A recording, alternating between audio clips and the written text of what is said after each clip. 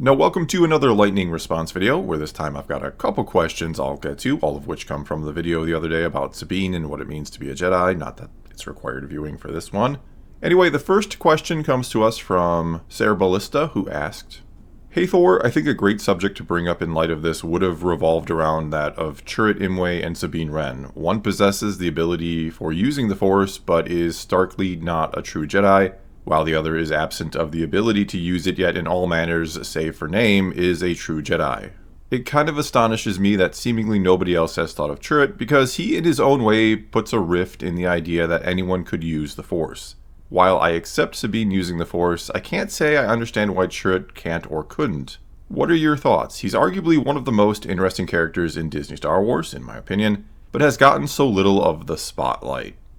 And yeah, I agree, he's a very interesting character, and I think what Rogue One tends to imply is that, as you're kind of pointing out here is a guy that is a guardian of the wills, who seems to be very Jedi-like in terms of behavior and what he, or they, the guardians themselves, what they believe in. It seems like he has obviously studied and sort of worshipped the Force most of his life and knows a great deal about it. Yet despite all that, and probably at least some degree of training or attempting to use it, it seems like he can only kind of barely scratch the very surface of it when it comes to using it, which seems to fly in the face of this idea that anyone can simply train to use it and become a Jedi or become proficient with the Force. Because it very much feels like if that were the case, Chirrut, of all people in the galaxy, would have, well, maybe not become an actual official Jedi because he wasn't recruited by the Order when he was young and all that. But it feels like he was someone who would have learned how to use the Force if it were somehow possible, if it was just training or a lack thereof that stopped people from using it. Though honestly, I never thought it was impossible to use the Force if you weren't quote-unquote Force sensitive. I always kind of thought it was probably something that maybe in the right moment or under the right circumstances, that it was something you could almost briefly and almost unknowingly tap into in order to pull something off you normally couldn't.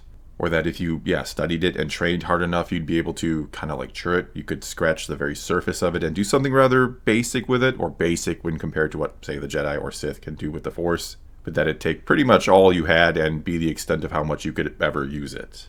And it seems like what the prequels imply, and I know what George Lucas said back in 1981 about who can use it, and he has a few times since. I know he has said it is something that everyone can learn to do or use, don't get me wrong. I brought that whole thing up in the video the other day. But the midi-chlorians he introduced in the prequels very much seem like a sort of barrier to entry, don't they? It seems like, whether you like the idea of them or not, and I know plenty of people out there don't, but it seems like they are the determining factor when it comes to using the Force. That without a pretty high M count, you're never going to be able to do much of anything with the Force.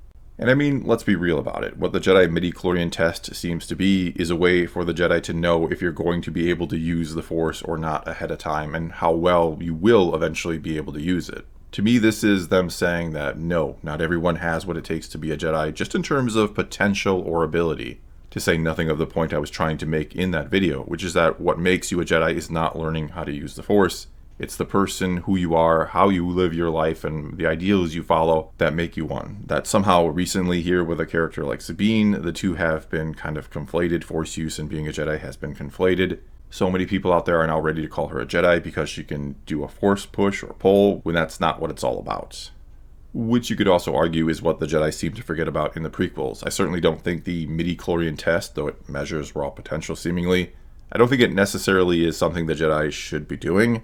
They should probably be trusting their instincts more when it comes to that sort of thing on who should be trained or not. Not to mention, just because you have the natural talent for something doesn't mean you'll eventually become that thing. You have to have the desire most of the time too. It also requires time and effort. It requires all sorts of things to become a Jedi.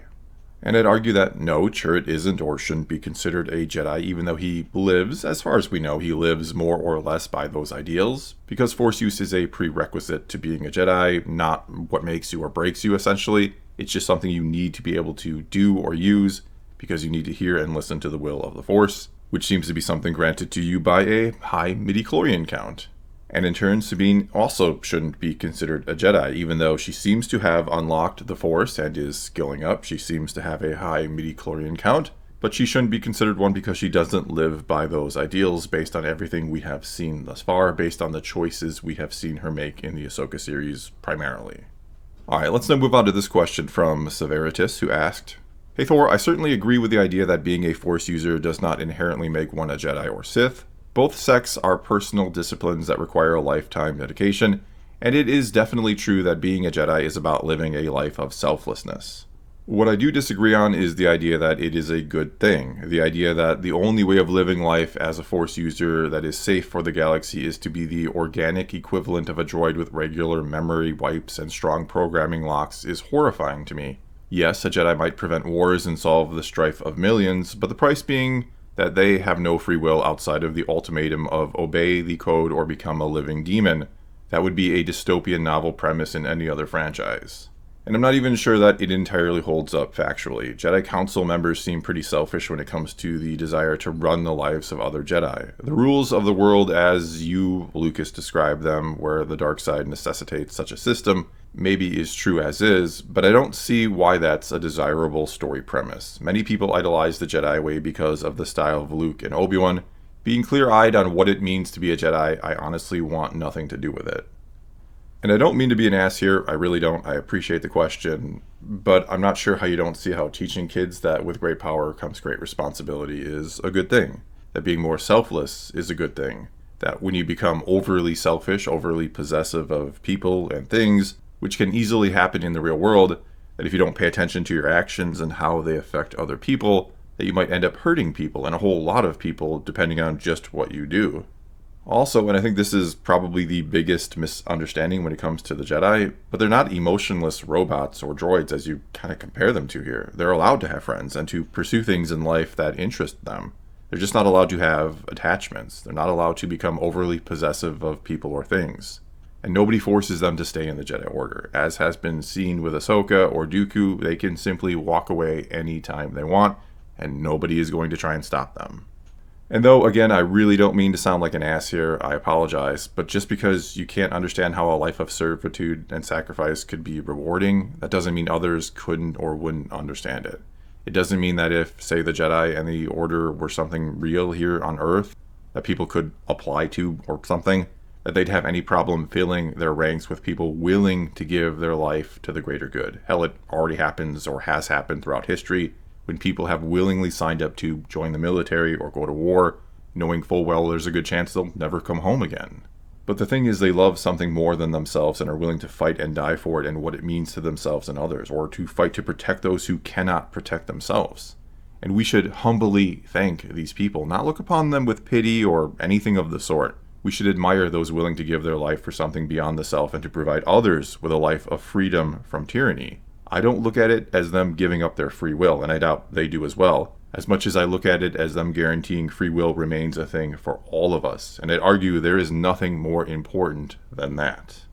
Alright, let's quickly get to one more comment here, and it comes to us from Repeatedly Reminded, who asked, Hey Thor, Luke made the choice to save his friends before finishing his training in Empire Strikes Back. His love and attachment to his father was what redeemed Vader and led to Palpatine's demise. A point can be made for attachment, and Sabine's decision is not far away from these examples, as much as it pains me to say because I really hate Sabine. Well, I'd say that Luke's attachment to his friends in Empire almost or should have probably gotten him killed, because the only reason Vader doesn't kill him when he easily could have, it seems, is because he wants Luke to join him on the dark side, to be his apprentice, plain and simple, and it still cost him his hand in the end. In other words, that wasn't the right choice to make in Empire. His attachments almost cost him and the galaxy, since he will eventually be the one to help destroy the Sith, but it cost them nearly everything. Especially considering his friends, other than Han, who he failed to save anyway, especially considering they managed to escape all on their own and had to come back and save him. And if Luke wasn't attached to them in the first place, Vader can never use them to get to Luke, and he never abducts them. I mean, as Luke even basically says, he feels obligated to go and save them because they're in danger because of him. Whereas if he wasn't attached to them, again, they're not in any danger because Vader can't use them. He'd have no reason to kidnap them. The Empire Strikes Back really shows the problem with Jedi and attachments, why they forego them, because not only can they be used against them, but it causes others to suffer. As for Return of the Jedi, let's not forget that Vader threatening Leia almost turns Luke to the dark side. And I wouldn't say that Luke is truly attached to his father as much as he simply has compassion or unconditional love for him and faith in him. Maybe more so than he would anybody else, sure, but I don't think he is attached to his father at that point. And let's also not forget that at least part of the reason why he approaches it the way he does, why Luke goes about it the way he does, is because he has no other choice given the circumstances, really. He knows he cannot beat Darth Vader and or Palpatine, especially the two of them together. So he trusts the man and Jedi his father once was to do the right thing, and it pays off for him. In other words, yes, Luke's choices in The Empire Strikes Back are very similar to the ones Sabine makes in the Ahsoka series. The big difference is they almost cost Luke his life and the galaxy everything, and he, as I mentioned, he also loses his hand. While Sabine, as of yet, has suffered no real consequences, and Ahsoka even comes to accept that it's simply who Sabine is and kind of pats her on the back for her selfish choice. Well, that's all I got for this time. Now it's your turn to take the comments below and tell me what you think about all this. Or you can, of course, leave a comment for a future lightning response video. You just gotta start it off with "Hey Thor" and then ask away. But whatever you choose to do, leave a comment below and let's talk some Star Wars. And until next time, thanks for watching.